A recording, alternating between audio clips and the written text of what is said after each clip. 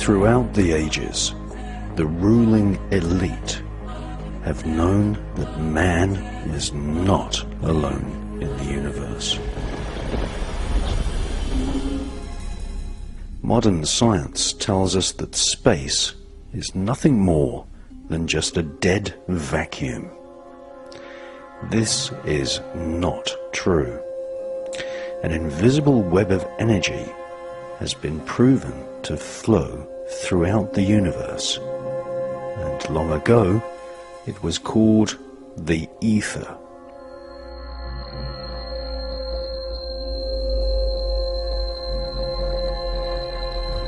When our physical bodies have worn out, our spirit leaves the body and returns to the spirit world.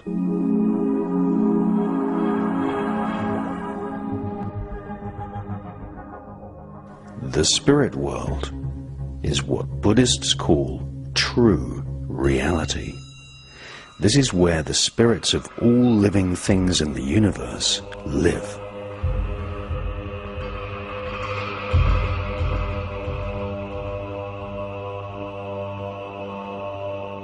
It is divided into different planes, often called the astral planes. This is where our spirits dwell and then recycle themselves.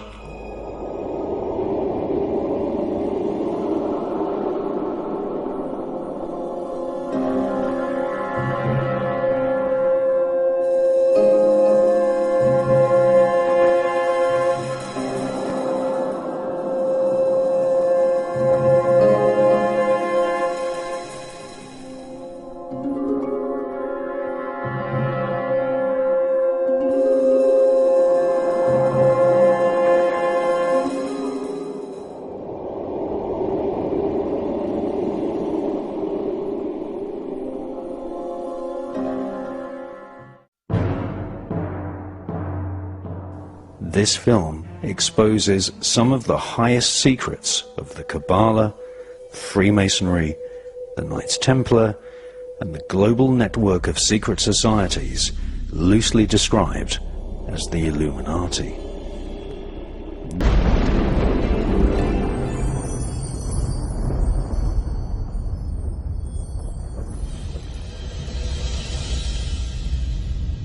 One of the best sources of information about the spirit world comes from Eastern mystical author Swami Panchadasai.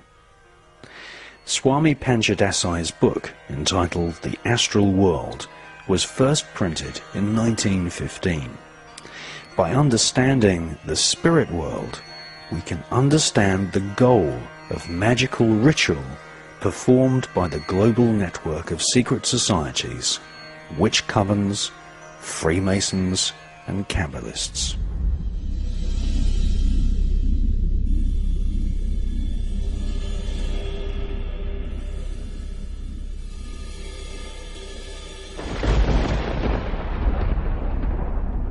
The spirit world is every bit as real as the physical world which we inhabit.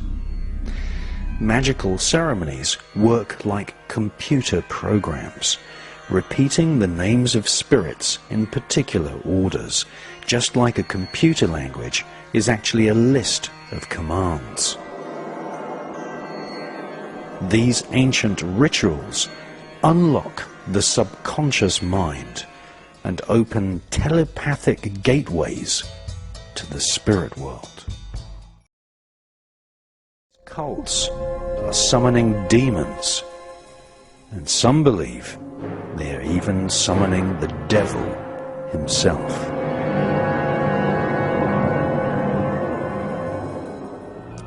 Mystics throughout history, especially in the Holy Lands, have tried to describe the mystifying, strange, and complex world of the astral planes. The Kabbalah is a collection of texts which are forbidden to be studied before the age of 40. Kabbalistic texts describe the spirit world as the Yen Welt.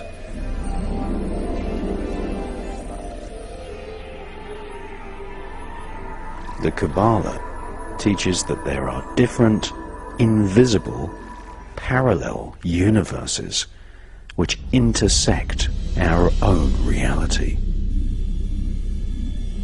Indeed, it is the astral world where the two strange worlds of human spirituality and the spirits of extraterrestrials meet. Buddhists teach reincarnation, and that means that some of us may very well be incarnated not only into just another physical body, but a body which lives on another planet.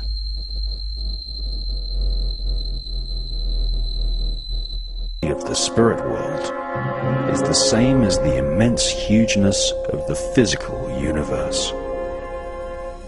The world of modern physics is dominated by Jewish theorists. Modern physics often put forward theories which have come straight from the pages of the Kabbalah.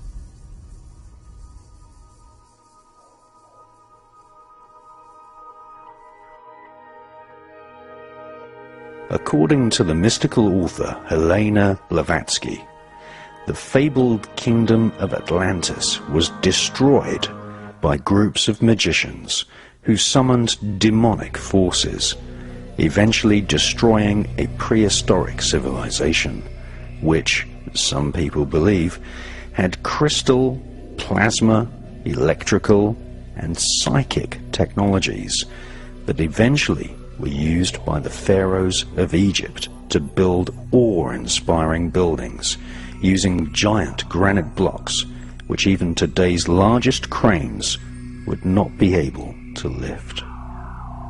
According to Helena Blavatsky, the technologies used in Egypt were powered by energy drawn directly from the cosmos and the spirit world.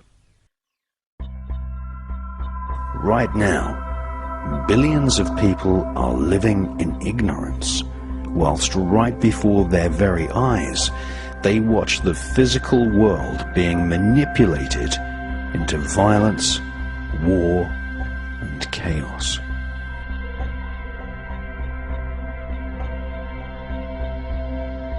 Many rulers of the world are members of secret societies who summon demons and devils from the lower planes of the spirit world. The rituals of cults such as the Golden Dawn, World International Freemasonry, and the Knights Templar all originated with the teachings of the Kabbalah.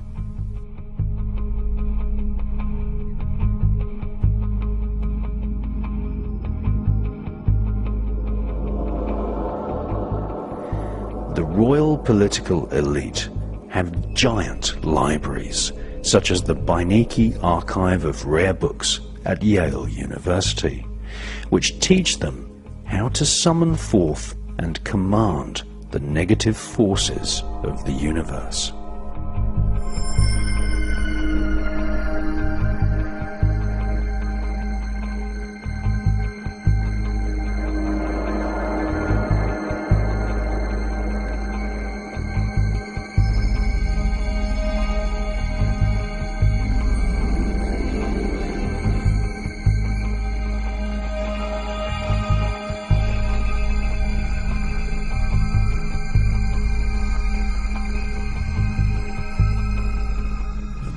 We live in a democratic dictatorship. It is a dictatorship run by people who perform rituals. It is a dictatorship run by people who privately summon demons. That sounds difficult to believe, but it is the truth.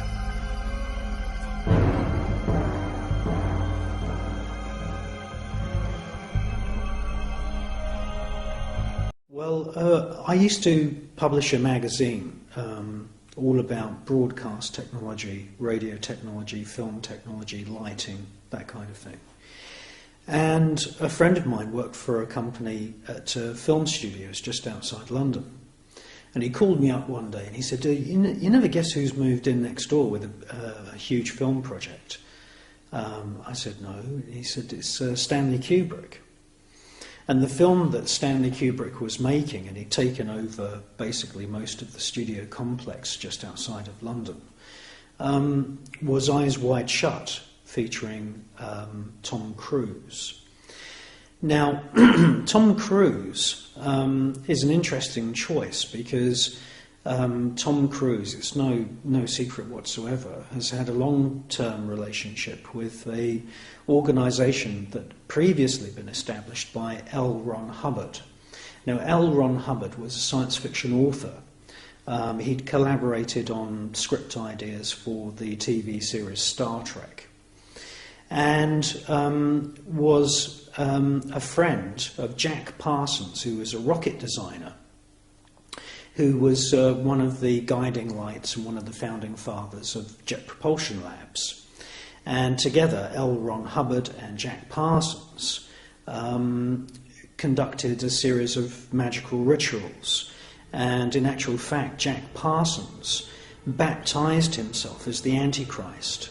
And partly this was the subject of my film, which I made in 2006, called The Antichrist Conspiracy, which is the second part of my series of films about the global network of secret societies, which we generally call the Illuminati.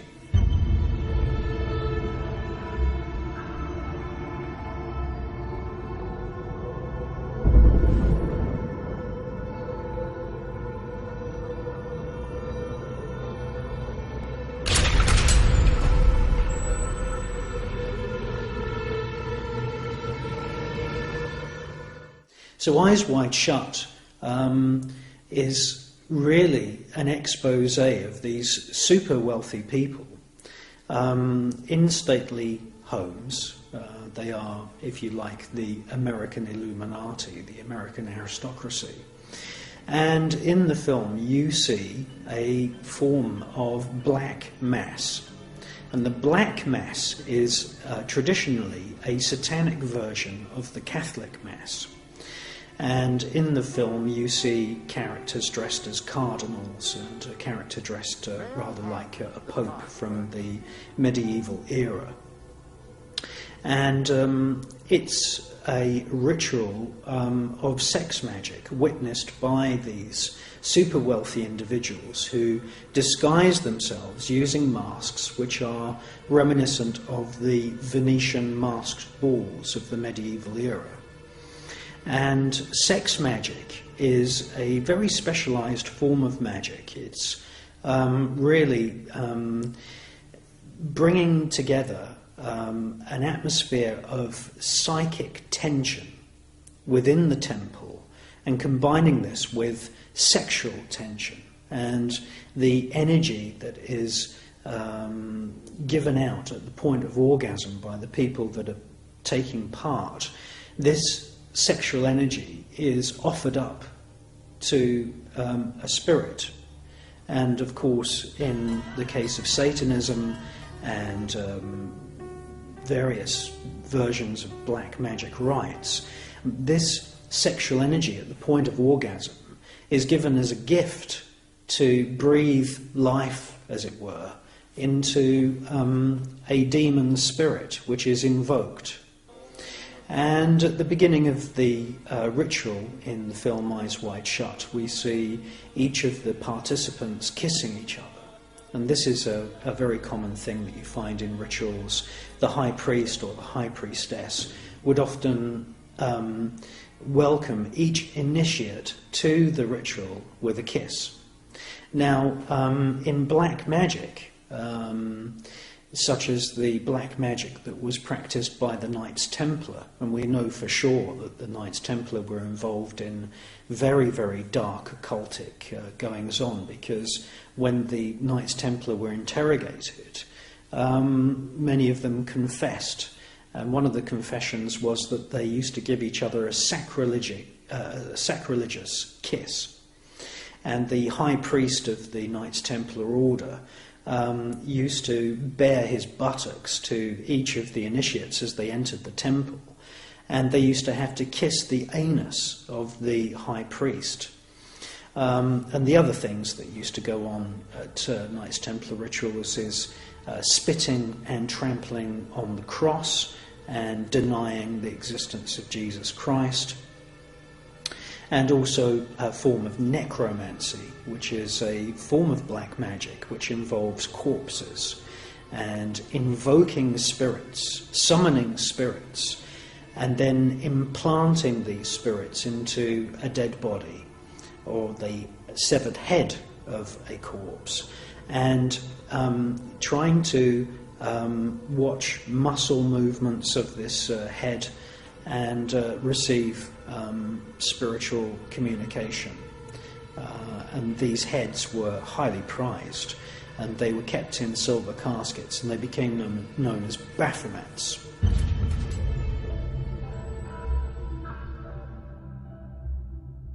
So Eyes Wide Shut is one of my all-time favourite films. It's one of the very, very few films which actually shows you what goes on in magical ritual. And it's no secret that the aristocracy throughout the ages have been involved in black magic, and I actually cover these subjects of the royal elite and black magic in my film Murdered by the Monarchy, which is part 3 of my series of films about the Illuminati.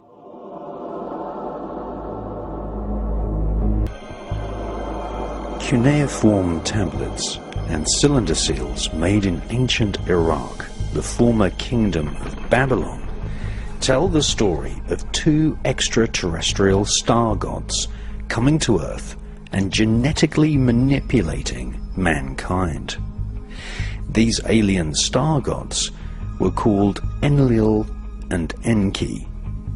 Their alien race was called the Anunnaki, which roughly translated means princes of the royal genetic seed.